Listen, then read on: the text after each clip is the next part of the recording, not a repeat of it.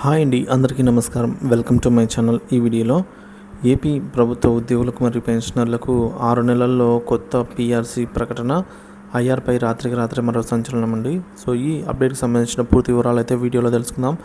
వీడియోని అయితే ఎక్కడే కానీ స్కిప్ చేయకుండా ఎండ్ వరకు చూడండి, అప్పుడు ఇన్ఫర్మేషన్ పూర్తిగా అర్థమవుతుంది.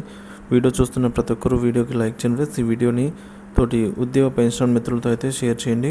కొత్తగా మన ఛానల్ని చూస్తున్న వారు సబ్స్క్రైబ్ చేసుకోకుంటే వెంటనే మన ఛానల్ అయితే సబ్స్క్రైబ్ చేసుకోండి. దీని ద్వారా నేను చేసే లేటెస్ట్ వీడియోస్ అన్నీ మీ వరకు రీచ్ అవుతాయి. ఆలస్యం చేయకుండా వీడియోలోకి తెలుపుదాము. ఫ్రెండ్స్, ఆంధ్రప్రదేశ్ ముఖ్యమంత్రి నారా చంద్రబాబు నాయుడు గారికి ఏపీ హైకోర్టు ఎంప్లాయీస్ అసోసియేషన్ ప్రతినిధులు లేఖ రాశారు. జగన్ ప్రభుత్వం పీఆర్సీ కమిటీ వేసిన నివేదిక ఇవ్వలేదని ఆవేదన వ్యక్తం చేశారు. ఈ ప్రభుత్వంలో పీఆర్సీ కమిటీని ఏర్పాటు చేసి కొత్త పీఆర్సీని ప్రకటించాలని అయితే విజ్ఞప్తి చేశారు. అదే సమయంలో ఐఆర్ని మంజూరు చేయాలని తాము కోరుతున్నామని అన్నారు. మెడికల్ రియంబర్స్మెంట్ మొత్తాన్ని 2 లక్షల నుంచి 10 లక్షలకు పెంచేలాగా చూడాలని అయితే కోరారు. హైకోర్టు విభజన సమయంలో తక్కువ వ్యవధిలో తెలంగాణ నుంచి ఉద్యోగులందరూ కుటుంబాలను విడిచిపెట్టి ఆంధ్రప్రదేశ్కు వచ్చారని తెలిపారు. వారికి తగిన వసతి కల్పించడంలో చాలా ఇబ్బందులు ఉన్నాయన్నారు.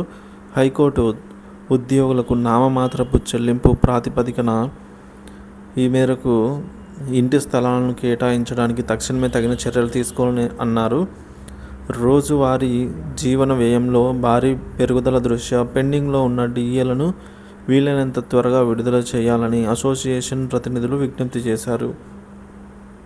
కాగా హైకోర్టు ఉద్యోగులు కొన్ని నెలల క్రితం రాష్ట్ర సచివాలయంలో ముఖ్యమంత్రి చంద్రబాబును మర్యాదపూర్వకంగా కలిశారు. ఉద్యోగులు ఎదుర్కొంటున్న సమస్యలను సీఎం చంద్రబాబు దృష్టికి అయితే తీసుకెళ్లారు. వినతి పత్రాన్ని అందజేశారు. వేతన సవరణ కమిటీ పీఆర్సీని ఏర్పాటు చేసి 6 నెలల్లో కొత్త పీఆర్సీ అమలు చేయాలని కోరారు. ఉద్యోగుల ఇళ్ల స్థలాలు ఇవ్వాలని, హైకోర్టుకి అనుగుణంగా అదనపు ఉద్యోగాలను మంజూరు చేయాలని కూడా కోరారు.